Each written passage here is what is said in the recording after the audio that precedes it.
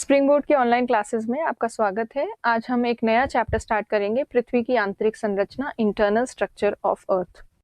पृथ्वी का जो internal structure है, आंतरिक संरचना, उसके बारे में वैज्ञानिकों ने पता लगाने के लिए बहुत से साधनों का उपयोग किया है। साधनों या इनको कह सकते हैं बहुत से सोर्सेस का यूज किया है। अब इतने सारे सोर्सेस के साथ वैज्ञानिकों ने एक्सपेरिमेंट किया, बट फाइनली जो मेजर सोर्स जिसके द्वारा पृथ्वी की आंतरिक संरचना का पता चला है वो है भूकंप विज्ञान या सीस्मोलॉजी। उसी के आधार पर पृथ्वी की आंतरिक संरचना बताई जाती है, जो कि आपने सुना होगा बेसिक जो लेयर्स होती हैं अर्थ की, क्रस्ट, मेंटल और कोर। ये क्रस्ट, मेंटल और कोर वाली जो परतें हैं ये भूकंप विज्ञान के आधार पर बताई गई हैं और घनत्व के आधार पर बताई गई परतें हैं। पर पहले हम थोड़ा सा ब्रीफली देख लेते हैं कि क्या क्या साधन हो सकते हैं, सोर्सेस हो सकते हैं पृथ्वी की आंतरिक संरचना के बारे में जानने की। तो देखिए, सोर्सेस जो हैं वो डायरेक्ट और इनडायरेक्ट दो तरह के हो सकते हैं, प्रत्यक्ष स्रोत और अप्रत्यक्ष स्रोत। प्रत्यक्ष तो वो माने जाते हैं जिसमें डायरेक्टली पृथ्वी के अंदर जाके देखा जाए। अब आपको पता है पृथ्वी जो है वो इतनी ज्यादा गहराई में पृथ्वी का केंद्र है, इतना ज्यादा डेप्थ में अर्थ का सेंटर है कि अंदर तक, बिल्कुल डेप्थ तक खुदाई करके जाना पॉसिबल नहीं है। थोड़ी बहुत नॉलेज वैज्ञानिकों को माइनिंग, खनन जो होता है, खान वगैरह, माइन, उसके द्वारा थोड़ी नॉलेज पता चली है, ड्रिलिंग वगैरह के द्वारा थोड़ी सी नॉलेज मिली है साइंटिस्ट को। और वो थोड़ी सी नॉलेज जो है वो ये है कि जैसे जैसे माइंस डेप्थ में जाती हैं या गहराई तक खुदाई की जाती है, वैसे वैसे टेम्परेचर थोड़ा बढ़ता है और प्रेशर कंडीशंस जो हैं वो भी बढ़ जाती हैं। तो ये बेसिक ज्ञान पता चला है डायरेक्ट सोर्सेस से।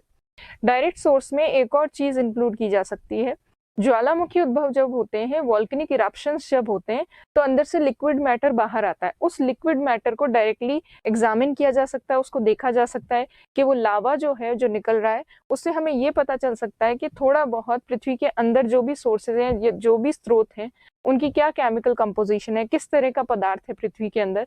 तो ये सब तो डायरेक्ट सोर्सेज होते हैं।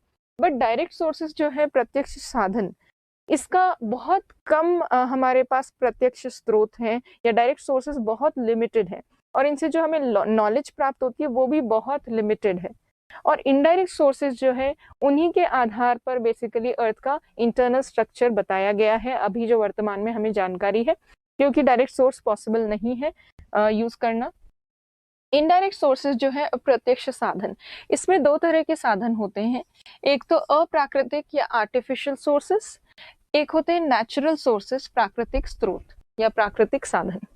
आर्टिफिशियल स्रोत में या सोर्सेज में क्या यूज किए गए हैं, तो देखिए आर्टिफिशियल सोर्सेज में घनत्व, डेंसिटी, प्रेशर और टेम्परेचर कंडीशंस जो हैं उसका अनुमान लगाया गया है। जैसे कि हमने देखा खनन के द्वारा वैज्ञानिकों को माइंस वगैरह के नॉलेज से थोड़ा बहुत ये पता चला कि अंदर गहराई बढ़ने के साथ साथ थोड़ा टेम्परेचर बढ़ता है। उस नॉलेज के बेसिस में वैज्ञानिकों ने घनत्व, तापमान और दाब का अध्ययन करना शुरू किया, और उसके आधार पर उन्होंने ये देखा कि पृथ्वी की सतह पर या पृथ्वी के आसपास या थोड़ा सा गहराई में अगर दाब परिस्थितियां इतनी हैं तो पृथ्वी के केंद्र में, सेंटर के आसपास कितनी होगी, वो उन्होंने एस्टिमेट लगाया है उसके थ्रू। और तापमान परिस्थितियों को माइंस वगैरह से जो थोड़ा डेटा मिला तापमान का, उसके आधार पर तापमान का डीप अध्ययन करके और वैज्ञानिकों ने अनुमान लगाया है कि कोर का तापमान कितना होगा।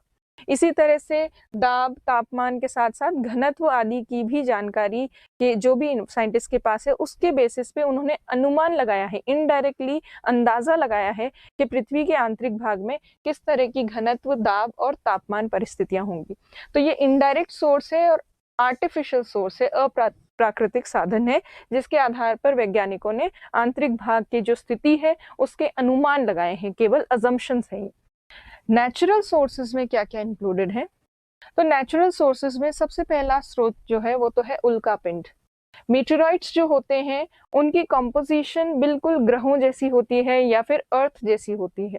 जितने भी उल्कापिंड वगैरह होते हैं या पृथ्वी तक पहुंचते हैं, उन उल्कापिंड की अगर अध्ययन किया जाए तो जिस तरह की संरचना उनके आंतरिक भाग में है, लगभग उसी तरह की संरचना पृथ्वी के आंतरिक भाग में भी मिलेगी, क्योंकि उल्कापिंड भी उसी समय बने थे जब बिग बैंग हुआ, या फिर वो जो बिग बैंग का सिद्धांत जिसके द्वारा बताया जाता है कि ब्रह्मांड की रचना हुई, उसी दौरान उल्का पिंड वगैरह ये टुकड़े भी बने होंगे। तो इसीलिए उनके अनुमान से, उनके अध्ययन के आधार पर वैज्ञानिक जो है आंतरिक संरचना का पता लगाने का प्रयास करते हैं।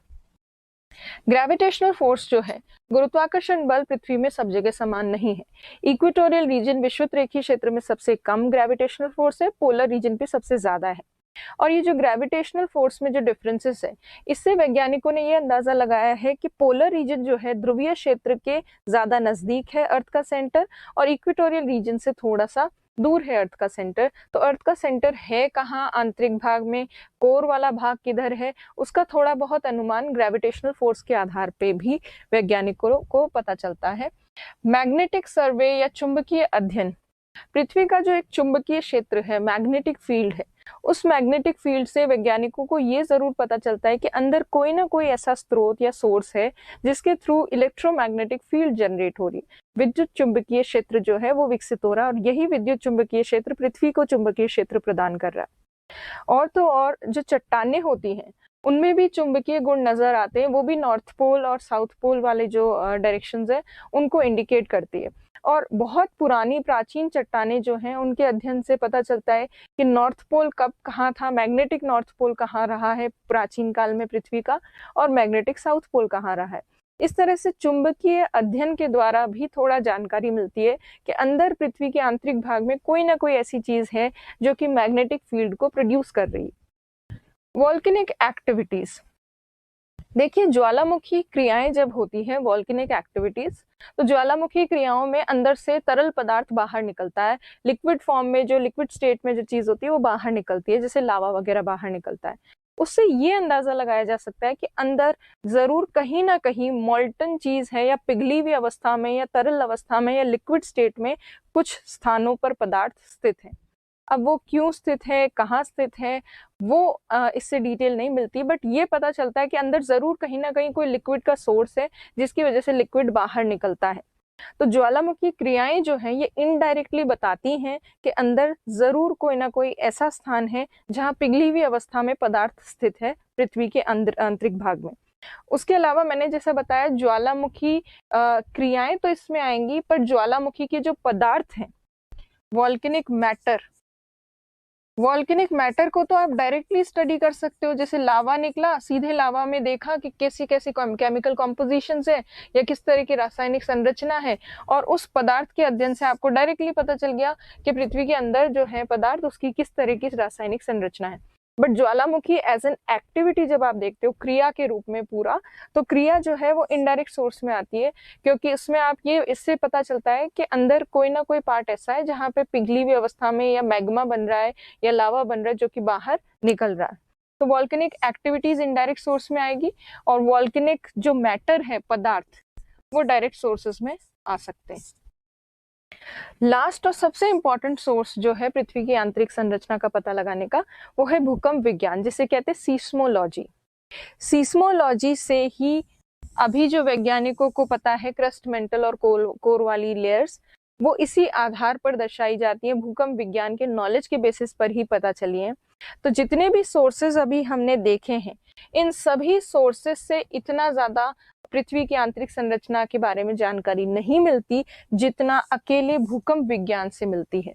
तो इसीलिए पृथ्वी की आंतरिक संरचना का पता लगाने के लिए सबसे प्रमुख और सबसे महत्वपूर्ण सोर्स जो है वो है भूकंप विज्ञान। Seismology is the most important and major source of finding the internal structure of अर्थ।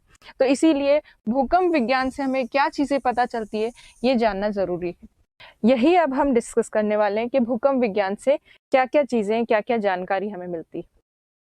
अब देखिए भूकंप विज्ञान जो है उसके अंतर्गत वैसे तो सीस्मोलॉजी में बहुत सारी चीजें पढ़ी जाती है, बट इंटरनल स्ट्रक्चर ऑफ अर्थ जो है उसकी जानकारी भूकंपीय तरंगों के अध्ययन से मिलती है। सीस्मिक वेव्स जो होती हैं उनकी स्टडी से पता चलता है अर्थ के इंटरनल स्ट्रक्चर के बारे में। अब सीस्मिक वेव्स वैसे तो बहुत सी होती हैं, बट मेजर जो सीस्मिक वेव्स पृथ्वी के अंदर जो चलती हैं वो है पी वेव्स और एस वेव्स। पी वेव्स जो है इन्हें प्राइमरी वेव्स भी कहते हैं, प्राथमिक तरंगे, और एस वेव्स जो हैं इन्हें सेकेंडरी वेव्स भी कहा जाता है, सेकेंडरी वेव्स। अब देखिए पी और एस वेव्स जो है इनकी डिटेल में स्टडी तो हम तब करेंगे जब हम भूकंप चैप्टर करेंगे, बट यहाँ पे ब्रीफली जो इनकी बेसिक चीज हमें इंटरनल स्ट्रक्चर को जानने के लिए जरूरी है वो देख लेते हैं। देखिए पी तरंगे जो हैं उनकी एक क्वालिटी ये है कि ये सभी माध्यमों में चल सकती हैं, ऑल मीडियम्स। पृथ्वी के अंदर बेसिकली कौन से मीडियम या माध्यम होते हैं? पृथ्वी के आंतरिक भाग में या तो माध्यम ठोस होगा, सॉलिड फॉर्म में होंगी रॉक्स, या फिर द्रव अवस्था में होंगी, या तरल पदार्थ होंगे, लिक्विड फॉर्म में होगा या सॉलिड फॉर्म में होगा मीडियम। तो ये जो पी वेव्स होती हैं ये सॉलिड और लिक्विड दोनों में चलती हैं, ये पी वेव्स। जबकि सेकेंडरी वेव्स जो है एस वेव्स, ये केवल सॉलिड में चलती हैं, मतलब ठोस पदार्थ जहां पे भी हैं उसी में चलती हैं, पदार्थ में चलती हैं, केवल चलती हैं। इसका मतलब एस वेव्स के मार्ग में जहां जहां पर भी लिक्विड फॉर्म में मैटर आएगा, तरल अवस्था में, द्रव अवस्था में, वहां पे एस वेव्स जो है वहां पे रुक जाएंगी, वो आगे वो गमन नहीं कर पाएंगी, वो आगे चल नहीं पाएंगी। इसीलिए एस वेव्स का जब डिटेल में अध्ययन करते हैं तो ये जानकारी मिलती है वैज्ञानिकों को कि कहाँ कहाँ एस तरंगे रुक रही है। जहां जहां एस वेव्स रुक रही हैं वहां वहां क्या होगा, पृथ्वी में लिक्विड पार्ट होगा या द्रव अवस्था में पदार्थ स्थित होगा। तो पी और एस तरंगे जो हैं इनके अध्ययन से ही बहुत सारे अनुमान लगाए गए हैं, उसी बेसिस पर क्रस्ट मेंटल और कोर वाली संरचना पृथ्वी की बताई गई है। अब भूकंप तरंगे जो है पी और एस वेव्स, भूकंपीय तरंगों में एक और इम्पॉर्टेंट चीज है, चाहे पी वेव्स हो चाहे एस वेव्स हो, दोनों ही तरंगे जो हैं जैसे ही डेंसिटी चेंज होती है, घनत्व में जैसे ही परिवर्तन होता है, इन तरंगों की जो मार्ग होता है वो भी थोड़ा सा परिवर्तित हो जाता है, क्योंकि जैसे ही अधिक घनत्व वाले भाग में जाती हैं ये तरंगे, ये थोड़ा सा अपने मार्ग से विचलित हो जाती हैं, या फिर हम कह सकते हैं रिफ्रैक्ट हो जाती हैं, थोड़ा सा डिविएट हो जाती हैं। तो जहां जहां पे घनत्व में अंतर है वहां वहां पी और एस तरंगे जो है वो थोड़ा सा अपने मार्ग से विचलित होंगी। और दूसरी चीज जो है, पी और एस तरंगों की गति, स्पीड का भी अध्ययन किया जाता है। इनकी स्पीड वेरी करती है, जब इनकी स्पीड बढ़ती है मतलब ज्यादा ठोस पदार्थ है, उसकी इलास्टिसिटी ज्यादा है, वहां पर तो इनकी स्पीड बढ़ जाती है, और जैसे लिक्विड पार्ट आता है वहां थोड़ी इनकी स्पीड कम हो जाती है। तो इन तरंगों के घनत्व आदि से संबंध है, घनत्व वगैरह या घनत्व बदलने पर ये विचलित होती है, डिफ्लेक्ट होती है, डिविएट होती है अपने मार्ग से, और गति जो है इनकी उससे भी थोड़ा पता चलता है कि आंतरिक भाग में किस तरह का पदार्थ है। तो पी और एस तरंगों के अध्ययन से कुछ अनुमान लगाए गए हैं। अब वो अनुमान क्या है उनको देखते हैं। देखिए पी और एस तरंगों को ही यहाँ पे भूकंपीय तरंगों में सम्मिलित किया गया है। एल वेव्स सरफेस पे चलती है, सतह पर, उनकी बात नहीं हो रही है। तो यहाँ कौन सी तरंगों की बात हो रही है? Mainly P and S waves. देखिए पी और एस वेव्स जो हैं वो सीधी नहीं चलती है पृथ्वी के आंतरिक भाग में, वो वक्राकार मार्ग में चलती है, कर्व्ड पाथ में। जैसे मान लीजिए ये एक फोकस है, फोकस वो भाग होता है जहां से पी और एस तरंगे निकलती हैं, फोकस जिसे अवकेंद्र भी कहते हैं। ये पृथ्वी के अंदर की बात है। और पृथ्वी के सतह पर फोकस के ठीक ऊपर होता है एपिसेंटर या अधिकेंद्र इसको कहते हैं, जहां पर सबसे पहले भूकंपीय तरंगे पहुंचती हैं।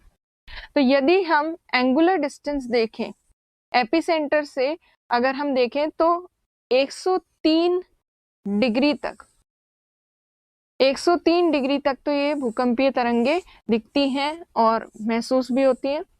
अब ये जो भूकंपीय तरंगे हैं इनका यदि मार्ग का अध्ययन किया जाए, वैज्ञानिकों ने जो किया है उस मार्ग के अध्ययन से पता चला है कि ये इस तरह से कर्व्ड पाथ में चलती हैं, वक्राकार मार्ग में। ऐसे सीधी नहीं चलती जैसे फोकस से निकली और ऐसे सीधी चल रही, ऐसे नहीं चलती है। ये भूकंपीय तरंगे इस तरह से कर्व्ड पाथ में चलती हैं, वक्राकार मार्ग में। उसका कारण ये है कि हर एक पॉइंट पर डेंसिटी में थोड़ा थोड़ा डिफरेंस है, अंतर है।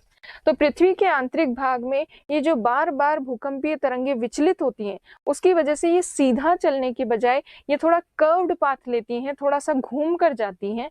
तो इनका जो ये वक्राकार मार्ग है, उससे पता चलता है कि पृथ्वी में आंतरिक भाग में सभी जगह का घनत्व अलग है। मतलब डेंसिटी वेरी करती है सब जगह, हर पॉइंट पे धीरे धीरे डेंसिटी चेंज होती है, डेंसिटी वेरीज या घनत्व में परिवर्तन होता है।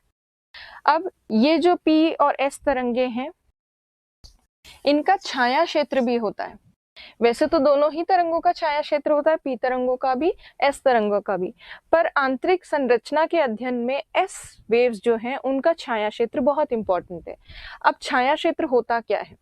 जैसे मान लीजिए पृथ्वी पर किसी पर्टिकुलर पॉइंट पर भूकंप आया, सपोज ये पृथ्वी है और पृथ्वी के इस ऊपरी भाग पर यहाँ पर इस पॉइंट पर भूकंप आया।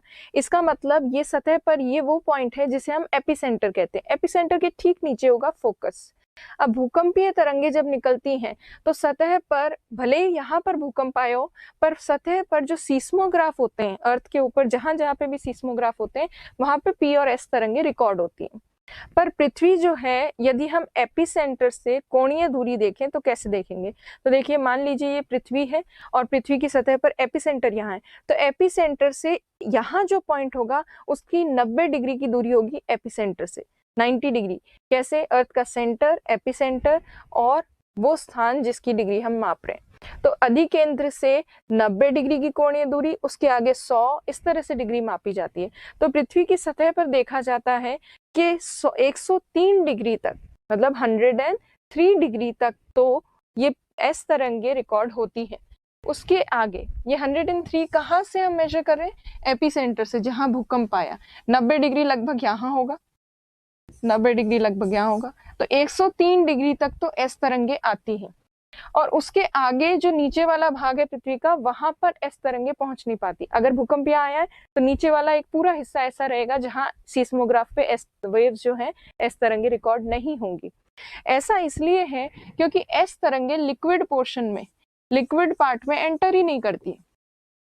तो S वेव्स का शैडो जोन क्या हुआ? ये पूरा भाग जहां पे S तरंगे पहुंच ही नहीं रही, ये पूरा नीचे का 103 के आगे वाला छाया क्षेत्र है S तरंगों का। और ये शैडो जोन जो है, ये जानकारी देता है कि अर्थ के अंदर बाहरी कोर वाला जो हिस्सा है वो लिक्विड फॉर्म में, इसी वजह से S तरंगे इसमें एंटर नहीं कर पा रही। तो S तरंगों के छाया क्षेत्र से ये कंफर्म होता है कि अर्थ के अंदर एक ऐसी लेयर जरूर है जो कंप्लीटली, पूर्ण रूप से लिक्विड फॉर्म में है। तो ये जानकारी S तरंगों के छाया क्षेत्र से मिलती है। यदि हम देखें, जैसे ये जो दूसरा छाया क्षेत्र वाला पॉइंट है, वक्राकार मार्ग से तो पता चलता है कि घनत्व में परिवर्तन होता है हर जगह। छाया क्षेत्र से पता चलता है कि आउटर कोर जो है या आंतरिक भाग में कोई ना कोई परत लिक्विड स्टेट में है। फिर जब इन भूकंपीय तरंगों की गति का अध्ययन करते हैं, 3 स्थानों पर इन तरंगों की गति बहुत बदल जाती है। 3 प्लेसेस पर जब इनकी स्पीड में बहुत ज्यादा अंतर आता है। स्पीड में डिफरेंस कब आएगा? जब डेंसिटी में और पदार्थ की जो अवस्था है उसमें डिफरेंस आएगा, तभी स्पीड में डिफरेंस आता है। और 3 स्थानों पर जो स्पीड में चेंजेस आते हैं, इस बेसिस पर वैज्ञानिकों ने बताया है कि पृथ्वी में 3 परतें जरूर है। और ये 3 परतें किस आधार पर बताई है? घनत्व के आधार पर, डेंसिटी के बेसिस पर अर्थ के अंदर जरूर 3 परतें हैं।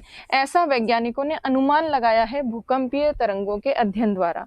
और उसी आधार पर वैज्ञानिकों ने बताया है कि क्रस्ट वाली परत सबसे ऊपर है जिसकी डेंसिटी सबसे कम है, फिर उसके नीचे मेंटल है जिसकी मीडियम डेंसिटी है, और सबसे अंदर है कोर जिसका घनत्व सबसे ज्यादा है।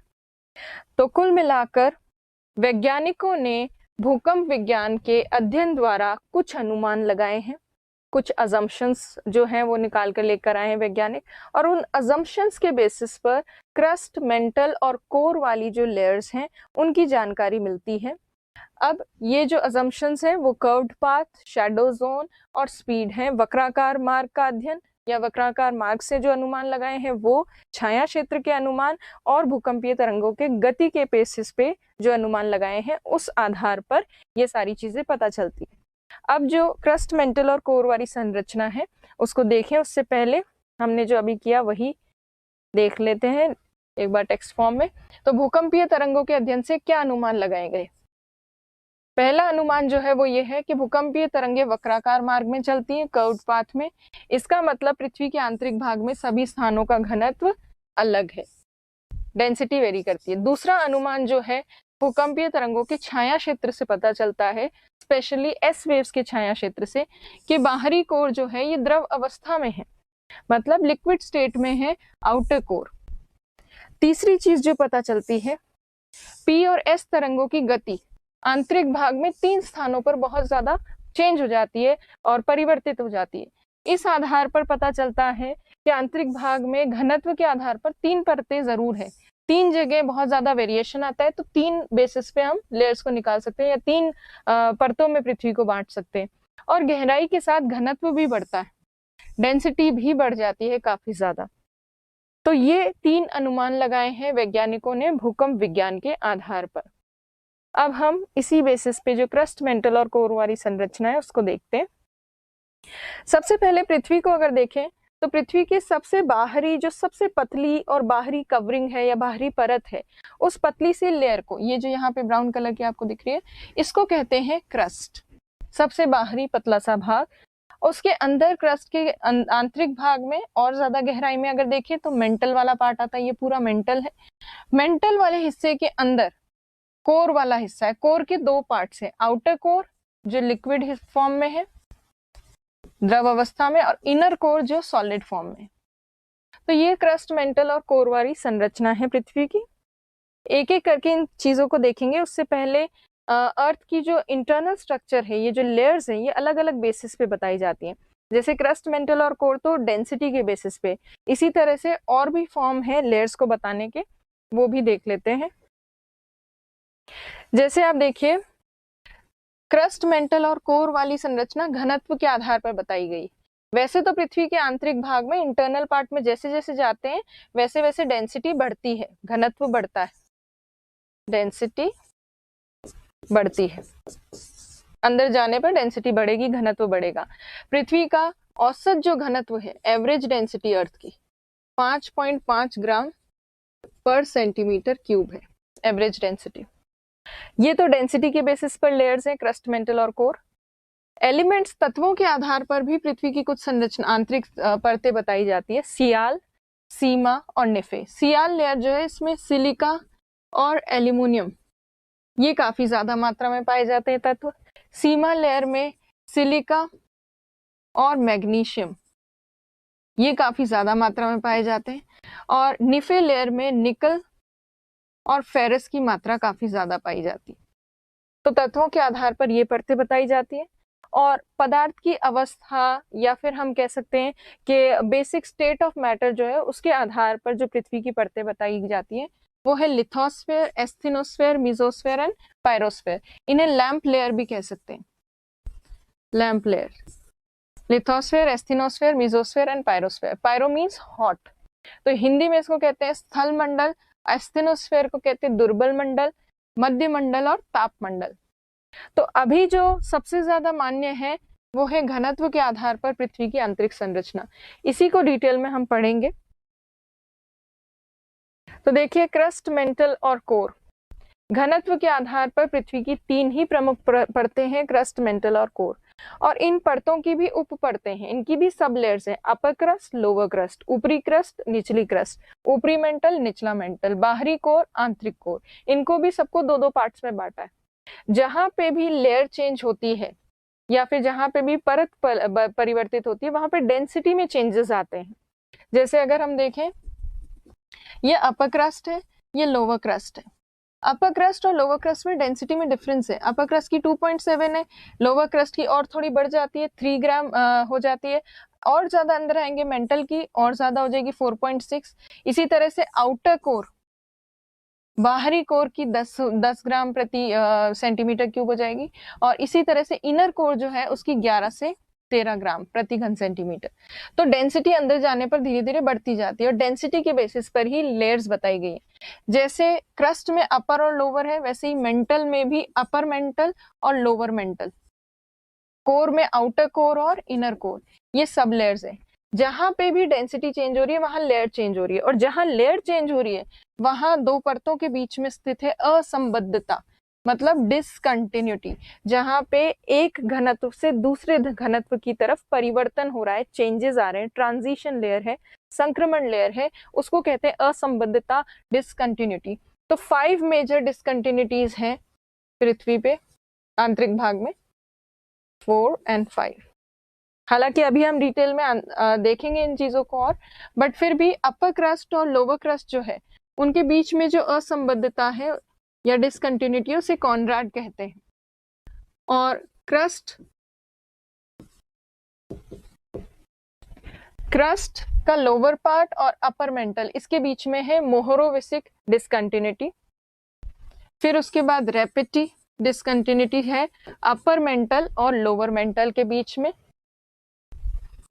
फिर है गुटेनबर्ग डिसकंटिन्यूटी, जो कि मेंटल और आउटर कोर के बीच में, लोअर मेंटल और आउटर कोर के बीच में। लास्ट है लेहमैन डिसकंटिन्यूटी, जो आउटर कोर और इनर कोर के बीच में।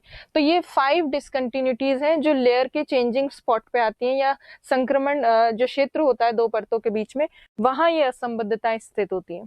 अभी एक एक करके जब लेयर्स पढ़ेंगे उनमें इन असंबद्धताओं को भी देखेंगे, बट फिर भी इन डिसकंटिन्यूटीज को एक साथ लर्न करने का एक तरीका है, ये जो है इनको याद किया जा सकता है इस तरह से, कॉल मी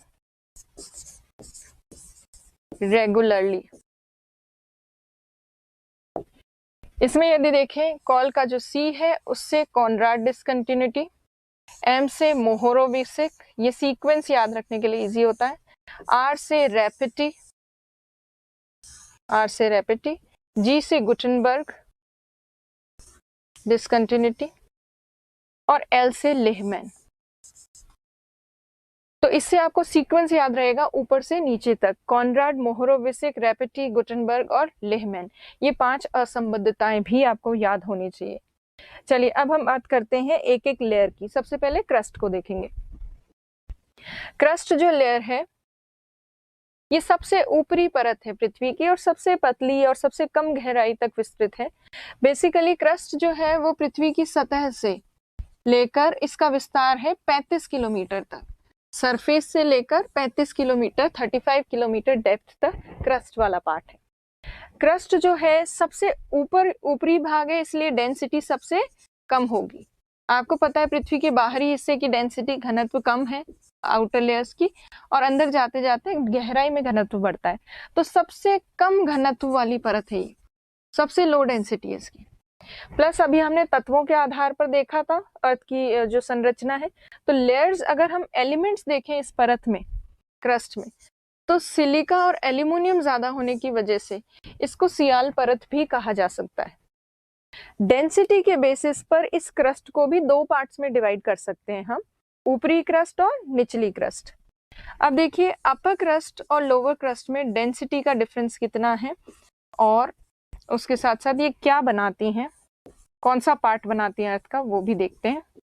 देखिए ऊपरी क्रस्ट और निचले क्रस्ट में ऊपर वाली क्रस्ट की डेंसिटी थोड़ी कम है, नीचे वाली क्रस्ट की डेंसिटी उससे थोड़ी सी ज्यादा है, 2.7 ग्राम पर सेंटीमीटर क्यूब, ये तो डेंसिटी है अपर क्रस्ट की, और 3 ग्राम पर सेंटीमीटर क्यूब ये डेंसिटी है लोअर क्रस्ट की। अब आपको पता है पृथ्वी पर जो भी महाद्वीप है, कॉन्टिनेंट्स, वो ऊंचे हैं और महासागर जो है वो नीचे है, इसीलिए महासागरीय गर्त वाले क्षेत्र में या डिप्रेशन जो है ओशन के लिए, वहां पानी भरा हुआ है। तो कॉन्टिनेंटल क्रस्ट जो होती है वो थिक है, उसकी गहराई और मोटाई ज्यादा है, जबकि ओशनिक जो क्रस्ट है वो पतली है। और इसी वजह से जो ऊपर वाली क्रस्ट का हिस्सा है जो ऊंचा है, मोटा है, उठा हुआ भाग है, तो अपर क्रस्ट वाला पार्ट जो है वो तो कॉन्टिनेंट्स का निर्माण करता है, कॉन्टिनेंट्स, क्योंकि क्या कॉन्टिनेंट सबसे ऊपरी ऊंचे उठे हुए भाग है, तो ऊंचे उठे हुए भाग का निर्माण करती है अपर क्रस्ट, जो कि है कॉन्टिनेंट्स, महाद्वीपों का निर्माण करने वाली परत। और महासागर जो है, जैसे आप यहाँ पर देखें अगर, तो कॉन्टिनेंट वाला जो पार्ट है, यहाँ महाद्वीप है, महाद्वीप वाली क्रस्ट इतनी मोटी है, इतनी ज्यादा गहराई तक विस्तृत है और काफी ज्यादा थिकनेस है इसकी, जबकि ओशन वाली जो क्रस्ट है वो काफी पतली है, महासागरीय क्रस्ट। और महासागरीय क्रस्ट किसकी बनी होती है, निचली जो क्रस्ट होती है उससे बनी होती है। तो लोअर क्रस्ट जो है ये ओशन का जो बेस होता है, महासागर के तल का निर्माण करती है। ओशनिक बेड या महासागर का तल। अब जो अपर लेयर है क्रस्ट की, जो ऊपरी भाग है जिसका घनत्व कम है, जो महाद्वीपों का निर्माण करती है, उस परत में कम घनत्व वाली चट्टानें पाई जाती है। और कम घनत्व वाली जो प्रमुख चट्टानें इस ऊपर वाली क्रस्ट में पाई जाती हैं वो है ग्रेनाइट। तो ग्रेनाइट जैसी कम घनत्व वाली चट्टानें ऊपरी क्रस्ट में पाई जाती है। और जो लोअर क्रस्ट है, निचली भाग है, आपको पता है निचली क्रस्ट में, लोअर क्रस्ट में डेंसिटी बढ़ जाती है। तो लोअर क्रस्ट जो ओशन के बेड का, महासागर के तल का निर्माण करती है, उसका घनत्व भी ज्यादा है, इसीलिए लोअर क्रस्ट वाले पार्ट में अधिक घनत्व वाली चट्टानें पाई जाती हैं, जैसे कि बेसाल्ट जैसी चट्टानें पाई जाती हैं। और अभी हमने देखा कि दो परतों के बीच में संक्रमण परत होती है, ट्रांजिशन लेयर होती है। तो अपर क्रस्ट, ऊपरी क्रस्ट जो है, जो 0 से 25 किलोमीटर के बीच में है, और उसके आगे 25 से 35 किलोमीटर के बीच में लोअर क्रस्ट।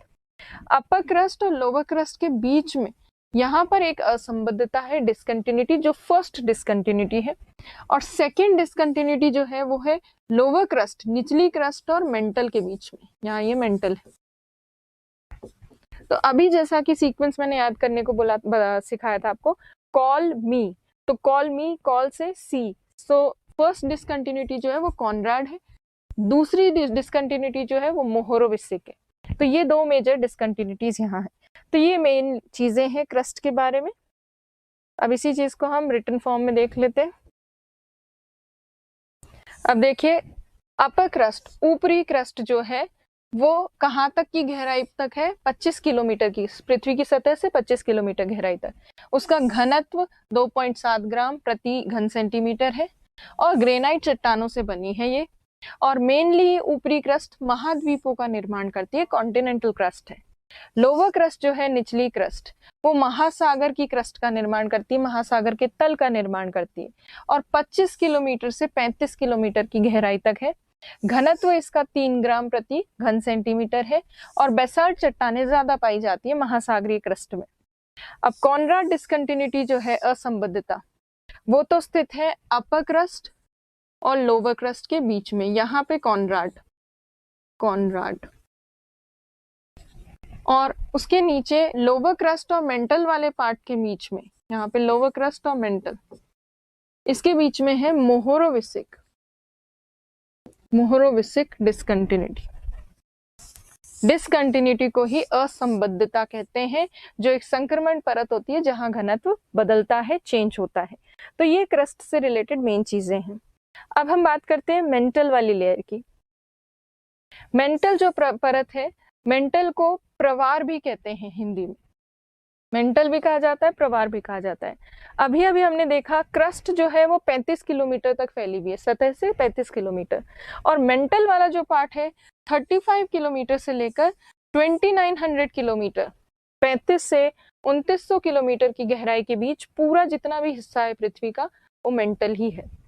अब मेंटल वाली जो लेयर है, अगर हम देखें तो जिस तरह से अभी हमने क्रस्ट में देखा था, इसके तत्वों की यदि बात करें तो मेंटल वाली परत सीमा परत कहलाती है, क्योंकि इसमें मेंटल वाली लेयर में जो एलिमेंट्स होते हैं मेनली वो सिलिका और मैग्नीशियम होते हैं, इसीलिए इसको सीमा लेयर भी कहा जाता है।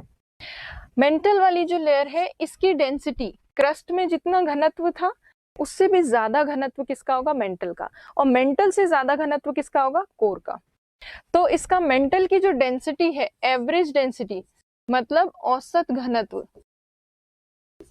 एवरेज डेंसिटी, ये 4.6 ग्राम है प्रति घन सेंटीमीटर, ये एवरेज डेंसिटी है।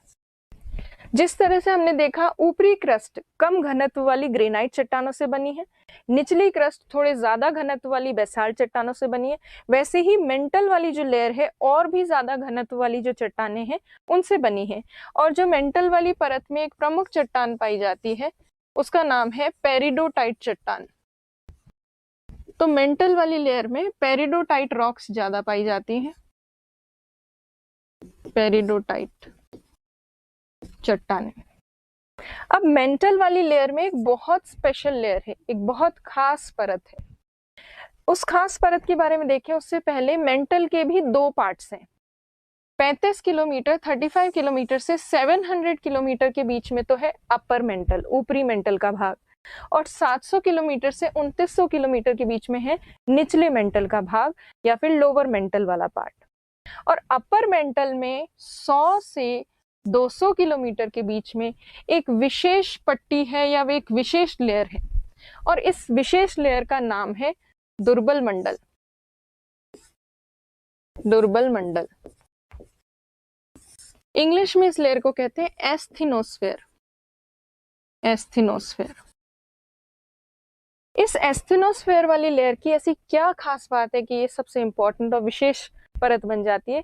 तो देखिए, ये इस पट्टी में रेडियो एक्टिव एलिमेंट्स बहुत ज्यादा हैं, रेडियोधर्मी पदार्थ काफी ज्यादा हैं, और उन रेडियोधर्मी पदार्थों का जब विघटन होता है या जब वो डीके होते हैं तो उसकी वजह से हीट एनर्जी रिलीज होती है, ऊष्मीय ऊर्जा, और उस हीट एनर्जी की वजह से इस पट्टी वाले क्षेत्र में जो भी चट्टानें हैं वो उच्च तापमान के कारण पिघलने लगती, और यहाँ पिघल कर द्रव अवस्था में चला जाता है। कुछ पदार्थ द्रव अवस्था में होता है, कुछ ठोस अवस्था में। जहाँ पर हीट एनर्जी ज्यादा रिलीज हो गई वहां पे तो पिघल जाएगा पदार्थ, कुछ जगह ठोस अवस्था में भी होता है। तो ये एक ऐसी खास परत है ऊपरी मेंटल की जहाँ पदार्थ अर्ध तरल अवस्था में पाया जाता है, पूर्ण रूप से तरल अवस्था में नहीं, अर्ध तरल अवस्था में, प्लास्टिक स्टेट जिसको कहते हैं उस स्टेट में। तो सेमी मॉल्टन फॉर्म में आपको पदार्थ यहाँ देखने को मिलता है, और ये सेमी मॉल्टन फॉर्म में जो पदार्थ दिखता है वो क्या होता है? मैग्मा होता है। यहाँ मैग्मा बनता है, यही मैग्मा ज्वालामुखी क्रियाओं द्वारा बाहर निकलता है, और जब मैग्मा अंदर से बाहर निकल जाता है एस्थीनोस्फेयर वाले पार्ट से, तो उसको सतह पर निकलने के बाद क्या कह देते हैं? लावा कहते हैं। तो मैग्मा जो लावा के रूप में बाहर निकलता है ज्वालामुखी क्रियाओं के दौरान या वॉल्केनिक एक्टिविटीज के टाइम पे जो लावा बाहर निकलता है वो बेसिकली आता कहाँ से? एस्थीनोस्फेयर से आता है, दुर्बल मंडल से। और दुर्बल मंडल में जब वो अंदर होता है वो पार्ट, तो उसे क्या कहते हैं? मैग्मा। और जब वही पदार्थ बाहर आ गया तो उसको क्या कहेंगे? लावा। तो लावा और मैग्मा कोई डिफरेंट चीज नहीं है। मैग्मा जब तक वो पृथ्वी के अंदर है, लावा जब वो पृथ्वी की सतह पर निकल आया है। तो दुर्बल मंडल खास परत इसलिए है क्योंकि ये परत जो है ये अर्ध तरल अवस्था में है, सेमी मॉल्टन स्टेट में, यहाँ मैग्मा बनता है। उसके साथ साथ ये दुर्बल मंडल वाला जो भाग है, दुर्बल मंडल जहां पर है 100 से 200 किलोमीटर के बीच, इसके ऊपर वाला जितना भी हिस्सा है पृथ्वी का, और ये हिस्से में क्या क्या सम्मिलित है? क्रस्ट, पूरी की पूरी क्रस्ट, और ऊपरी मेंटल का छोटा सा भाग, यहाँ तक अप टू 100 किलोमीटर। तो अर्थ की, पृथ्वी की सतह से 100 किलोमीटर गहराई तक एस्थेनोस्फेयर या दुर्बल मंडल के ठीक ऊपर वाला जो पृथ्वी का हिस्सा है उसे कहते हैं लिथोस्फेयर। लिथोस्फेयर, या उसको हिंदी में कह सकते हैं स्थल मंडल। स्थल मंडल। तो ये स्थल मंडल क्या होता है ये पता होना चाहिए आपको। स्थल मंडल एक ऐसा ठोस भाग है जो दुर्बल मंडल के ऊपर है, और दुर्बल मंडल किस अवस्था में? सेमी मॉल्टन स्टेट में, अर्ध तरल अवस्था में, जहां रेडियो एक्टिव एलिमेंट्स की डीके की वजह से, हीट एनर्जी रिलीज होने से कई जगह रॉक्स मेल्ट हो जाते हैं। तो ये एस्थेनोस्फेयर एक इंपॉर्टेंट लेयर थी। इसके अलावा अपर मेंटल और लोअर मेंटल वाला जो पार्ट है, यहाँ पर ऊपरी मेंटल कहाँ तक है? 700 किलोमीटर तक, और निचली मेंटल कहाँ है? 700 से 2900 किलोमीटर के बीच। जहां पे भी लेयर चेंज होगी वहां पे एक असंबद्धता या संक्रमण परत या डिसकंटिन्यूटी होगी। अब कौन सी डिसकंटिन्यूटीज यहाँ पे स्थित है? तो वो देखिए, रेपिटी नाम की जो डिसकंटिन्यूटी है वो अपर मेंटल और लोअर मेंटल के बीच में स्थित है। रेपिटी, असंबद्धता। और मेंटल और कोर वाला जो पार्ट है उसके बीच में भी एक असंबद्धता है जिसे कहते हैं गुटेनबर्ग असंबद्धता। तो यहाँ पर गुटेनबर्ग डिसकंटिन्यूटी है। तो इस तरह से मेंटल वाली लेयर की ये प्रमुख चीजें थी। उसके अलावा मेंटल वाली लेयर को अगर देखा जाए तो अर्थ में बाहर वाली क्रस्ट वाली परत तो बहुत पतली है और अंदर है कोर वाला हिस्सा। ज्यादातर पार्ट अगर आप देखोगे ये जो हिस्सा है ये पूरा मेंटल का है, इसका मतलब पृथ्वी की संरचना में ज्यादा से ज्यादा पृथ्वी की संरचना का जो आयतन है, वॉल्यूम और द्रव्यमान, पृथ्वी का अधिकतम द्रव्यमान तथा आयतन कौन सी परत में देखने को मिलता है? मेंटल में। अगर आप देखें 83.5 या लगभग 84% वॉल्यूम ऑफ अर्थ, पृथ्वी का आयतन किस में पाया जाता है? मेंटल में पाया जाता है। द्रव्यमान की अगर बात करें मास की, तो लगभग 67% जो मास है वो भी किस में पाया जाता है? मेंटल में। तो मेंटल एक ऐसी परत है जो पृथ्वी के सर्वाधिक द्रव्यमान और आयतन जो है वो सबसे ज्यादा मेंटल वाली परत में ही देखने को मिलता है। जैसे आप देखिए अभी जो डायग्राम मैंने बनाया था, आउटर ये जो क्रस्ट वाला जो भाग है, जो सबसे बाहरी हिस्सा है पृथ्वी का, ये बहुत पतला है, 35 किलोमीटर बहुत कम होता है। और कोर वाला हिस्सा जो है वो आंतरिक भाग में, सबसे ज्यादा पार्ट किसका है? ये पूरा मेंटल का हिस्सा है। इसीलिए मेंटल मैक्सिमम वॉल्यूम और जो मास है अर्थ का उसको कॉन्स्टिट्यूट करता है। तो मेंटल की ये इंपॉर्टेंट चीजें थी। अब हम बात करते हैं मेंटल लेयर के बारे में। जो अभी पढ़ा था उसी को हम रिटन फॉर्म में देख लेते हैं। तो डेंसिटी, घनत्व, औसत घनत्व है ये मेंटल का, जो 4.6 ग्राम है। ये सर्वाधिक द्रव्यमान तथा आयतन का निर्माण करती है। Maximum mass and volume of earth इसी लेयर में है। पेरिडोटाइट नाम की चट्टानें इस परत में पाई जाती है। ऊपरी मेंटल जो है वो 35 किलोमीटर से 700 किलोमीटर के बीच में है। और ऊपरी मेंटल में 100 से 200 किलोमीटर के बीच दुर्बल मंडल नाम की परत है। और दुर्बल मंडल वाली जो लेयर है उसमें अर्ध तरल अवस्था में पदार्थ है। दुर्बल मंडल को ही क्या कहते हैं इंग्लिश में? एस्थेनोस्फेयर। जहां सेमी मोल्टन फॉर्म में मैटर है, किसकी वजह से? डीके होता है रेडियो एक्टिव एलिमेंट्स का, रेडियोधर्मी पदार्थों का। और एस्थेनोस्फेयर के ऊपर वाली ये जो पूरी परत है ये क्या कहलाती है? लिथोस्फेयर। ये पूरी की पूरी लिथोस्फेयर है या स्थलमंडल कह सकते हैं इसको। और लोअर मेंटल वाला जो पार्ट है ये 700 से 2900 किलोमीटर के बीच है और डिसकंटिन्यूटीज भी इनके बीच में पाई जाती है। तो ये कुछ प्रमुख चीजें थी मेंटल की। अब हम बात करते हैं लास्ट और सबसे आंतरिक जो परत है पृथ्वी की, जिसे कहते हैं कोर। कोर कहाँ से शुरू होती है? 2900 किलोमीटर से। जहाँ पे मेंटल खत्म होती है वहां कोर शुरू होती है। और कोर जो है पृथ्वी के अंदर, पृथ्वी के आंतरिक भाग में अर्थ के सेंटर तक जाती है, जो लगभग कितना है? 6371 किलोमीटर डेप्थ में है। तो 2900 किलोमीटर से 6371 किलोमीटर तक गहराई तक कोर वाली परत पाई जाती है। जिस तरह से सभी परतों में 2 लेयर्स थी, इसमें भी 2 सब लेयर्स हैं। एक तो है आउटर कोर, बाहरी कोर, और इनर कोर, आंतरिक कोर।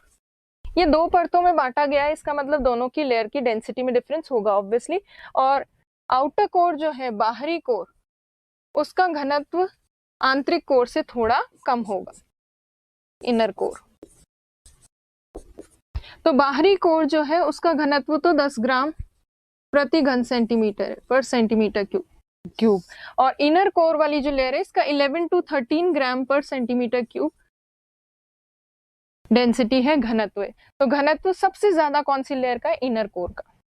जैसे जैसे अंदर जाते हैं आंतरिक भाग में, अर्थ के डेंसिटी भी बढ़ती है, घनत्व बढ़ता है, घनत्व के साथ साथ तापमान भी बढ़ता है और प्रेशर, दाब भी काफी ज्यादा बढ़ता है। तो ये जो इनर आउटर कोर वाला हिस्सा है, बाहरी कोर, ये बाहरी कोर वाले भाग में तापमान बहुत ज्यादा होता है, बहुत हाई टेम्परेचर होता है इस लेयर में, क्योंकि यहाँ तक पहुंचते पहुंचते प्रेशर, टेम्परेचर, डेंसिटी सब बढ़ जाता है। और इतना हाई टेम्परेचर होता है कि यहाँ जो भी पदार्थ है वो किस फॉर्म में मिलता है? लिक्विड फॉर्म में, द्रव अवस्था में हमें यहाँ पदार्थ दिखता है। और लिक्विड फॉर्म में पृथ्वी की एकमात्र ऐसी परत जो द्रव अवस्था में स्थित है या जो लिक्विड फॉर्म में, लिक्विड स्टेट में देखने को मिलती है, वो केवल क्या है? Outer core. आप एस्थेनोस्फेयर को या दुर्बल मंडल को कंप्लीटली मॉल्टन या फिर लिक्विड स्टेट में होने वाली परत नहीं मान सकते, क्योंकि दुर्बल मंडल में क्या है? अर्ध तरल अवस्था में, सेमी मॉल्टन स्टेट में है मैटर। तो कहीं आपसे पूछा जाए तो लिक्विड फॉर्म में कौन सी लेयर है अर्थ की? Outer core. अब आउटर कोर जो है लिक्विड फॉर्म में तो है ही, उसके साथ साथ उच्च तापमान के कारण इस आउटर कोर में चार्ज पार्टिकल्स का निर्माण भी होता है। चार्ज पार्टिकल्स मतलब आवेशित कण। अब आवेशित कण कैसे बनते हैं? जब हाई टेम्परेचर होता है तो किसी भी पदार्थ के जो एटम्स होते हैं या मॉलिक्यूल्स होते हैं उनका वाइब्रेशन, उनका कंपन बहुत तेजी से होता है। इसीलिए इलेक्ट्रॉन्स जो है अपने ऑर्बिट से बाहर चले जाते हैं। उस वजह से क्या होता है, पॉजिटिव और नेगेटिव चार्जेस सेपरेट हो जाते हैं, और जब सेपरेट हो जाते हैं या थोड़ा सा डिफाइन हो जाते हैं, तो जब पॉजिटिव और नेगेटिव सेपरेट होते हैं उससे क्या बनते हैं, चार्ज पार्टिकल्स, आवेशित कण। और ये भी एक साइंस में नियम है कि कहीं पे भी अगर चार्ज पार्टिकल्स हो, जब पृथ्वी के आंतरिक भाग में ये जो कोर वाला हिस्सा है, जैसे मान लीजिए ये अर्थ है, ये आउटर कोर है, किस फॉर्म में, लिक्विड फॉर्म में, और इसमें चार्ज पार्टिकल्स हैं। जब अर्थ घूमेगी, पृथ्वी रोटेट तो करती है, रोटेट करेगी तो ये लिक्विड जो है आउटर कोर में, ये तरल पदार्थ भी घूमेगा। जब ये तरल पदार्थ घूमेगा तो इसमें जो आवेशित कण है, चार्ज पार्टिकल्स, ये भी मूव करेंगे, घूमेंगे। और जब भी कभी चार्ज पार्टिकल्स मोशन में होते हैं, गति करते हैं या मूव करते हैं, तो उससे जनरेट होती है इलेक्ट्रोमैग्नेटिक फील्ड। Electromagnetic field.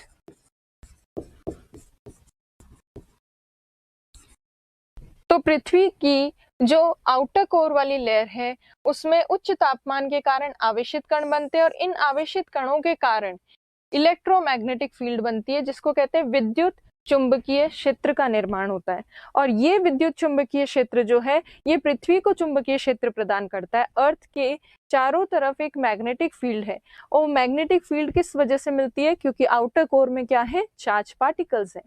तो इन आवेशित कणों के कारण ही पृथ्वी को चुंबकीय क्षेत्र मिलता है। तो ये इंपॉर्टेंट चीजें होती हैं आउटर कोर की। तो आउटर कोर की क्या इंपॉर्टेंस है, एक तो आउटर कोर में आपको टेम्परेचर हाई मिलेगा, चार्ज पार्टिकल्स मिलेंगे, और एकमात्र ऐसी परत है जो कि किस स्टेट में है, लिक्विड स्टेट में है, और इलेक्ट्रोमैग्नेटिक फील्ड जनरेट करती है, विद्युत चुंबकीय क्षेत्र, उच्च तापमान और आवेशित कण।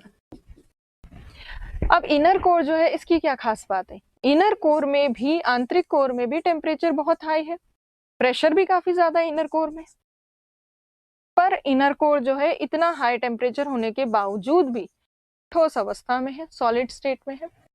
ऐसा कैसे हो सकता है, जब आउटर कोर का टेम्परेचर ज्यादा है पर यहाँ पे पदार्थ पिघल गया। इनर कोर का टेम्परेचर तो आउटर कोर से भी ज्यादा है, बाहरी कोर से भी ज्यादा टेम्परेचर है आंतरिक कोर का, उसके बावजूद यहाँ ठोस अवस्था में पदार्थ कैसे मिल सकता है, वो अभी देखते हैं कैसे मिल सकता है। देखिए, मान लीजिए हम उदाहरण के तौर पे देखते हैं, बाहरी कोर और आंतरिक कोर।